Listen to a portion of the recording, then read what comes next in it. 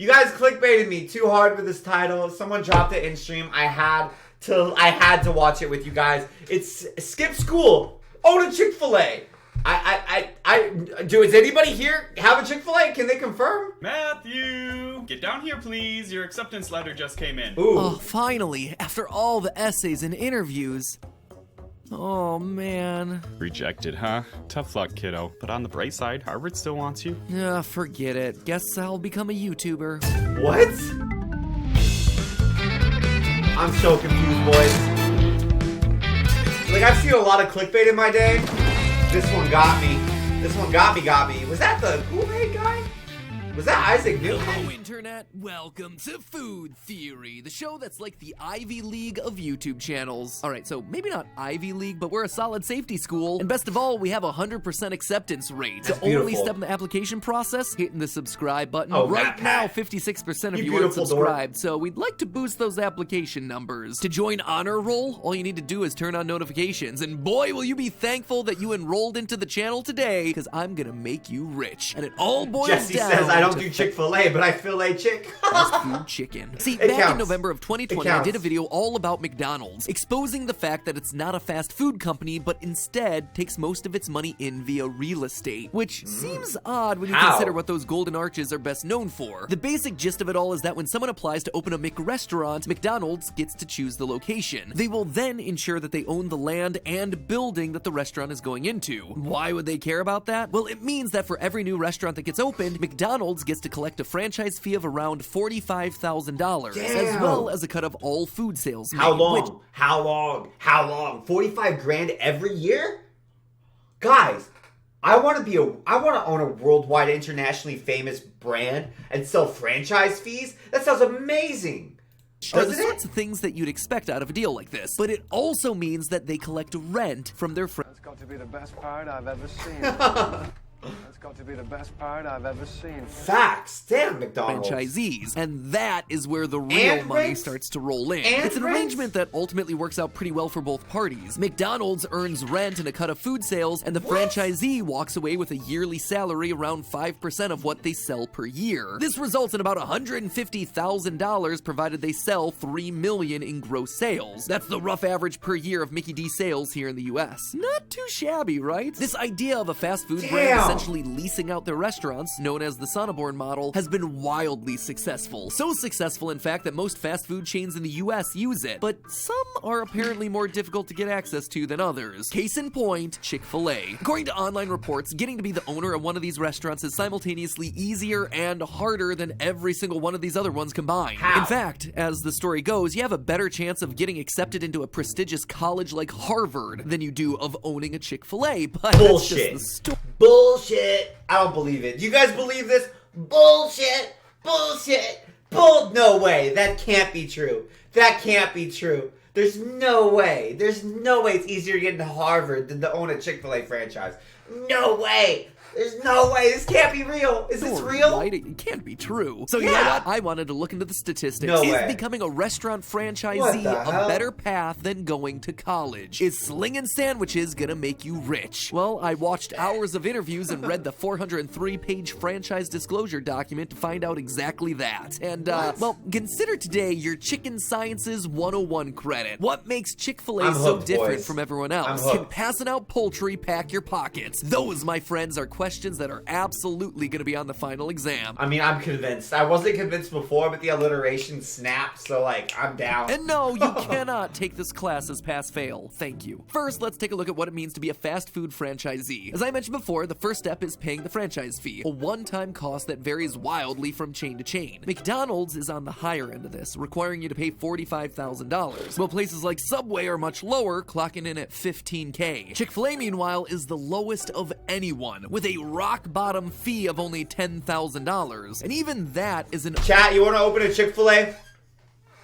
Chat, should we open a Chick Fil A? I'm just saying, 10 G's? Let's crowdsource it. Let's go, baby. overstatement because half of it basically functions as a security deposit. If you What? treat your restaurant nice, you get that $5K refunded to you when you're done with the company. So, Dude. off the bat, things are looking pretty nice for Chick Fil A. I've had rental deposits more than that. That's crazy. That's not true. I lied. That's not true. I don't know why I said that. That's a lie. I've had rental deposits that were in the same four figures. I don't know why I said that. I don't Real know. It wasn't true. Challenge to becoming a franchise owner is to even start the process. These companies will look into your personal net worth to see whether you can be trusted with their brand. They aren't just gonna let anyone own those golden arches. They have a reputation to uphold. They need to ensure that you can be trusted to keep that ice cream machine broken at all costs. Subway, once again, is on the cheaper end of the spectrum, only requiring a net worth of $80,000. McDonald's requires a net worth of $500,000. Wendy's is Fuck, never mind, boys. Well, what? actually What's Chick Fil A? crazy high, requiring a $5 million net worth. Wendy, what the hell? With $2 million of that being in what they call liquid assets. Basically assets that can be converted to cash in a short amount of time. Wendy's, That is a what the hell? huge barrier to entry. If getting to own a Chick Fil A is harder than getting into Harvard, then the net worth requirement has to be crazy for this thing, right? Well, to start off operating a Chick Fil A, you have to have a net worth of, literally doesn't matter. There's no requirement. We gotta chat. That's a requirement we can definitely fulfill. So the fee's the lowest, and there's no net worth requirement, so what makes it so hard to get a I'm Chick so Fil A? confused. I mean, Chick Fil A is also the highest grossing of any of these franchises. QSR in the food industry stand for Quick Service Restaurant, and the magazine QSR, which reports on the industry, tends to track the performance. There's a magazine. Of course.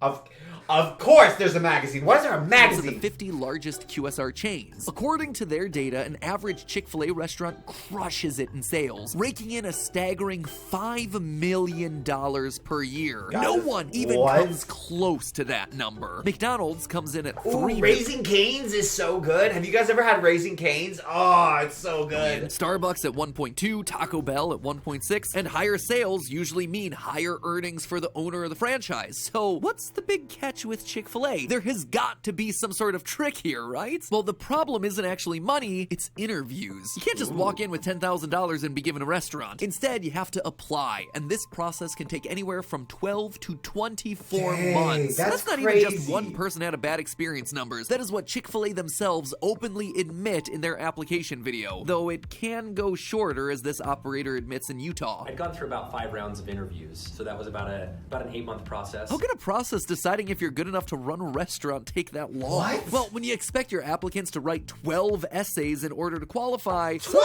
essays? I haven't wrote 12 essays for a school course. What? timing starts to make a little sense. So what? You have to pass the vibe check? Okay guys, we need 80 grand and we need to pass the vibe check. Chat, we're fucked. You also have to submit We're done. We're not gonna.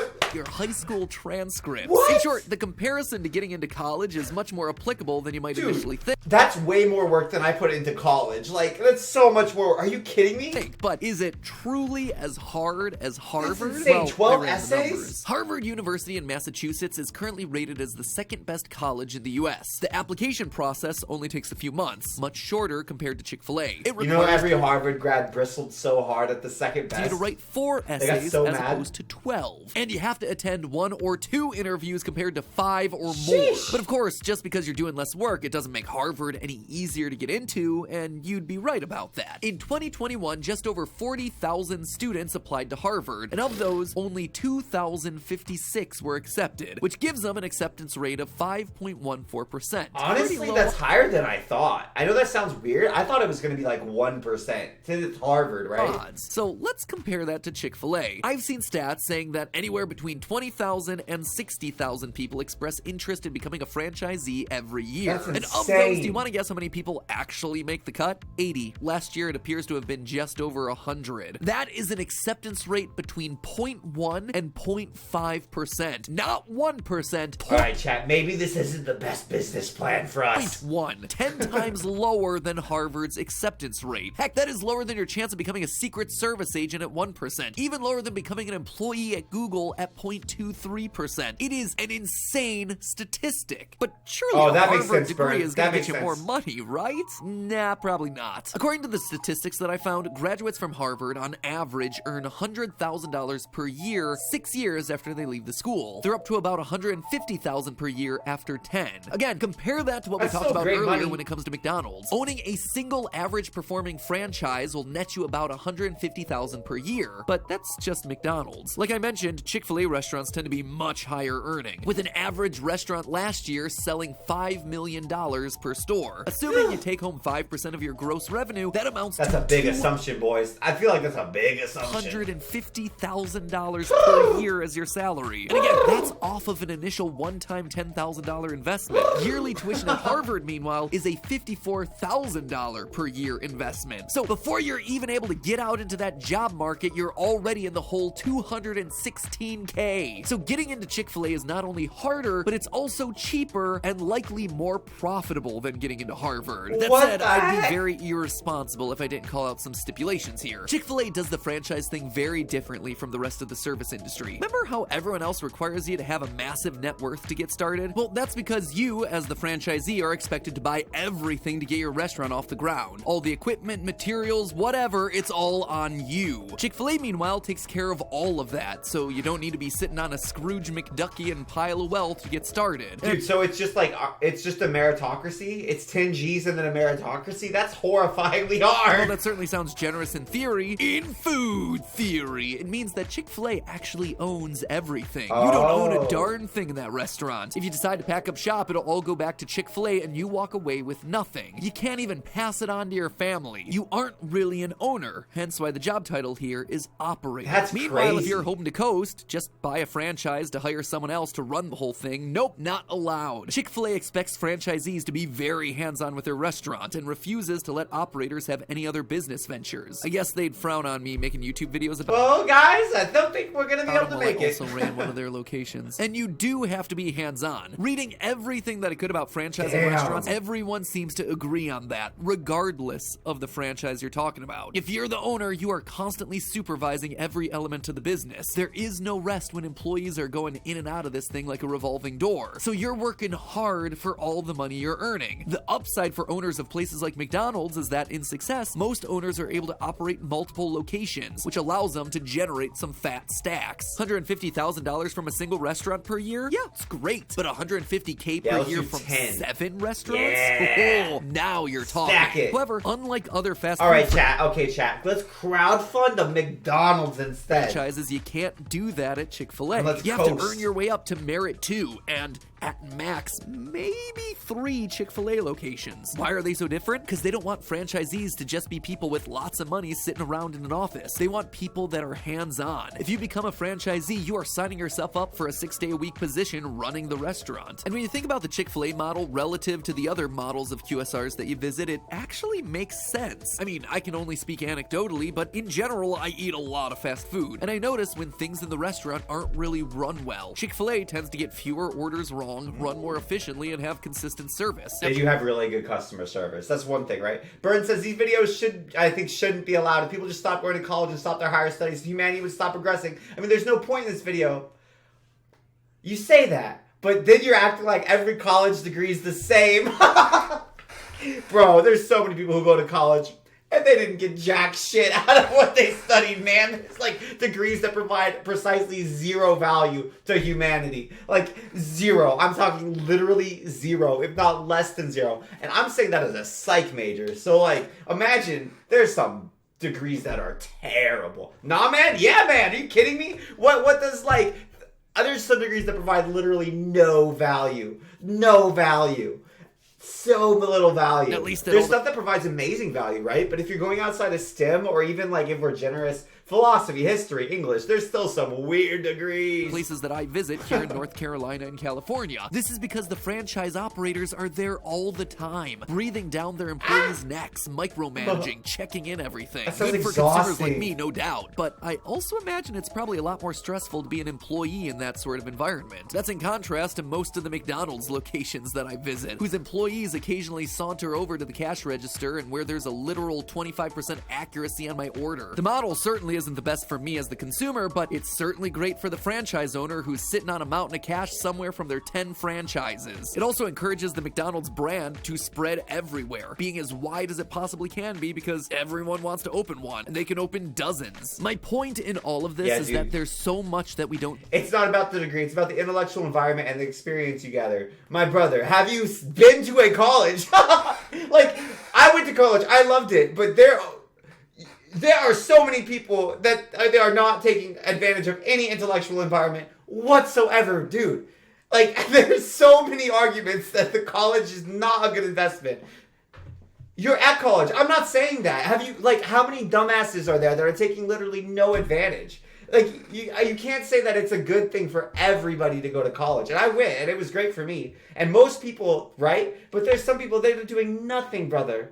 There's nothing. They're doing nothing. It's not about anything. They're just coasting. And it depends on what school you're at. If you're at a particularly good college, definitely. 100%, way more people are going to be rocking it, right? But there's so many colleges that people are just doing the bare minimum so they can just get the degree and get a job, right? So I feel like it's not a fair characterization of the entire sphere, even though I 100% agree, at its best, what you're describing is 100% on point.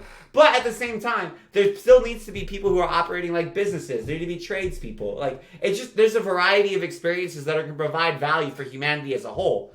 But every college degree, and that's their loss. Of course, no one's disagreeing, but you can't say like everybody should be an intellectual. Then nothing would work either. If everyone's an intellectual, who's running the different things that you need for society, right? In the interim, I'm just saying.